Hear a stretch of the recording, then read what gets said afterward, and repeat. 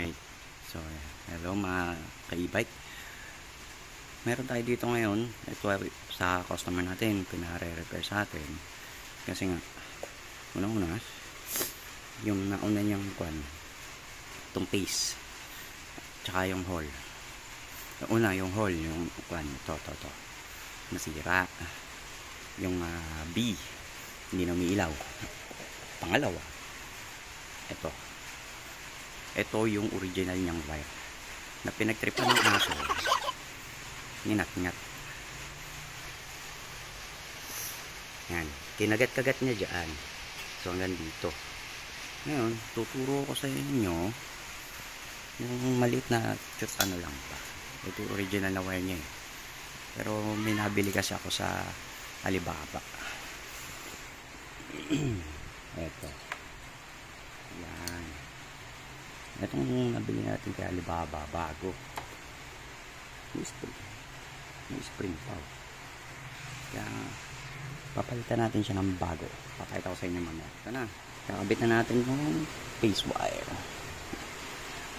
Yung pace wire na to sa Alibaba natin nabili.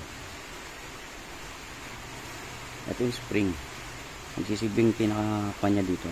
Yan, guard, para pag naitutupi-tupi siya. Ito na ang kabit natin. Okay, pasok na. Ngayon ito i-kwan mo lang yan, ganyan.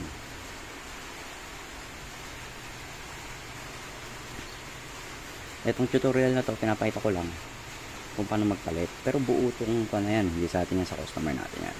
Hindi pa naman natin ito tapos linisin.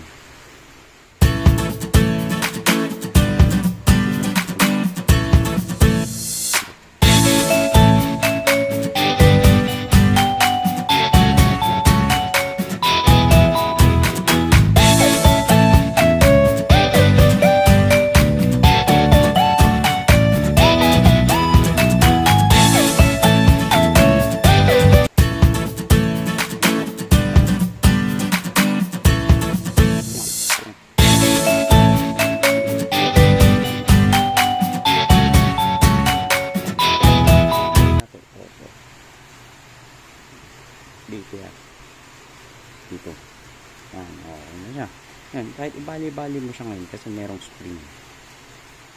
Okay, ang kung naman na susunod dyan, itong pace, kakabit na natin siya ngayon dito sa bagong nating wire, tsaka yung hole sensor i-connect na natin.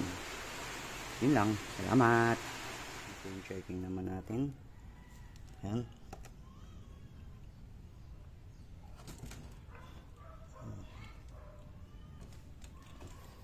Buo siya.